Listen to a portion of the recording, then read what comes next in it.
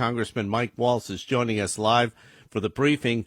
Last night, I thought the president, Congressman, had a very strong performance in a series of interruptions by the moderator on NBC. Your thoughts? Hey, Mark. Yeah, this is just par for the course from the mainstream media. And if you watched any of the Biden, and I'm putting air quotes, town hall, I mean, those weren't softball questions; those were t-ball questions. Yeah. And I think the American people need to know some of the answers that Biden is refusing to give. The old vote for me and then I'll tell you what I believe in adage, kind of like Pelosi with the let's pass the health care bill and then read it and find out what's in it. Just doesn't fly. It shouldn't fly. And it's just beyond frustrating to see the mainstream media not even hiding, not even pretending to be objective at this point, because they're so determined to get this president out of office. There was one thing that happened, and I'll move on. He was asked this question about QAnon, which a lot of Americans don't know, but others do. I don't know much about it myself. He said he didn't know anything about it. Are you familiar with it, and do you have an opinion on that faction? I'm not as familiar with it that I guess a lot of people in the media are. I don't even think I've even met anyone or even had a discussion, out talking to folks. I don't believe that the entire federal government is replete or rife with pedophiles. I mean, that's all really I know about it, Mark. Okay. I don't understand this of all the issues we have to work through, from infrastructure to healthcare to foreign policy, this kind of obsession that's going on. But I do want to say, Mark, look, I disavow any extremist group, I don't even know if that's what they are, but any extremist group, left or right, in anyone that is espousing achieving a political end through violence is wrong. That's not our system. That's what separates us from the rest of the world. And I have no problem saying that.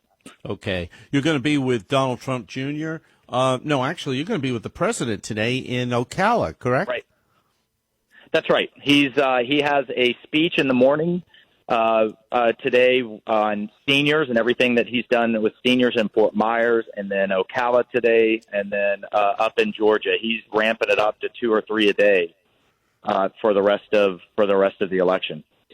Hey, this is a lighter moment, but I had to laugh when I saw that your opponent was concerned because when people would search his name, it would get sent over to a Viagra spot, and they automatically blamed your campaign for engineering that. You want to comment? Well, we have nothing to do with it, and he needs to get a little bit of a better digital team. He probably should have checked his link, but kind of like the C-SPAN moderator Scully that was blaming his Twitter for being hacked when he was, conspiring against the president right before he was going to be a debate moderator. A more meaty subject. What about this social media censorship of Hunter Biden and that story? And before I move on to other things, that whole thing is bizarre. Yeah. Well, number one, this is a big issue, which is Section 230 of the Decency Act, Communications Decency Act, and on the one hand, allowing the free and unfettered growth of the internet has just been a huge economic boon for not just the United States, but for the world. But on the other hand, if these platforms are going to act as publishers, they need to be treated as publishers, and people, should have recourse when they take wrongful actions. The other piece, Mark, is that there is something incredibly wrong with the sitting son of the Vice President of the United States receiving millions from Ukraine and billions from China. And again, this is another issue the mainstream media refuses to get to the bottom of it. I hope Senate Republicans do. It's interesting if you look at all of the Biden kids, how they've benefited. This pales in comparison to the Clintons, but they've built a whole industry out of making money based on connections that the vice president had. Well, when he's in government for nearly 50 years, I guess you have a piece of that. But Hunter Biden, I want to say this, is, as we speak, an equity holder, a business partner with the communist-backed Central Bank of China. I have huge issue with that as they enter into a Cold War type posture with the United States, and I want to know more about it. I think the voters should demand to know more about it. Hey, a great story this week. Defense contractor Spartan moves from Schaumburg, Illinois to DeLeon Springs. This is a huge victory for the district because they're hiring more people, and they've decided to invest in Florida and Volusia County. No, this is great, and I've been in regular contact with the Spartan CEO, Bill Cody. And this company, they do a number of things, but the main thing they do is create what's called sonobuoys, and that's what our aircraft drop into the water, or military aircraft drop in the water to detect submarines.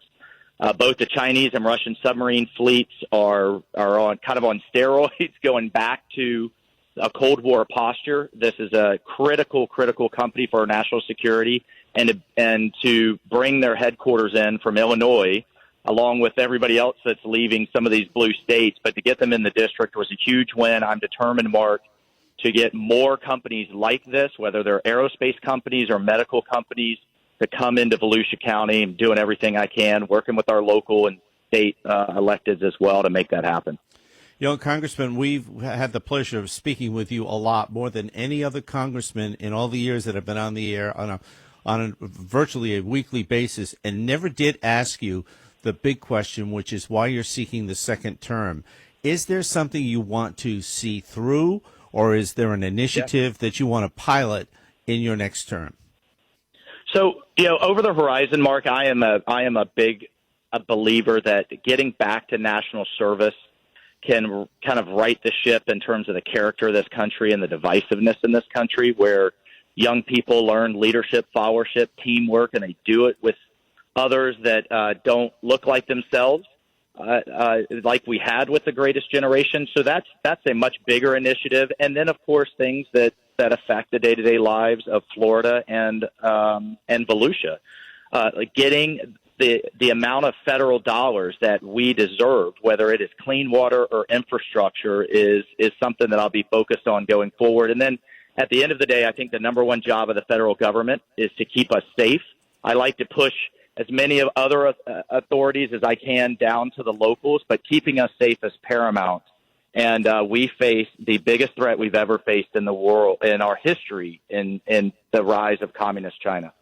Well, so, lot on the plate. Gotcha. Say hi to the president today. Enjoy your weekend. I will. And we'll talk to you very, very soon, sir. Well, and we'll have Don Jr. in Ormond on Saturday as well. So looking forward to both of those. Well, you'll be a busy guy. All right, Congressman, thanks so much for being with us. Okay, thanks, Martin.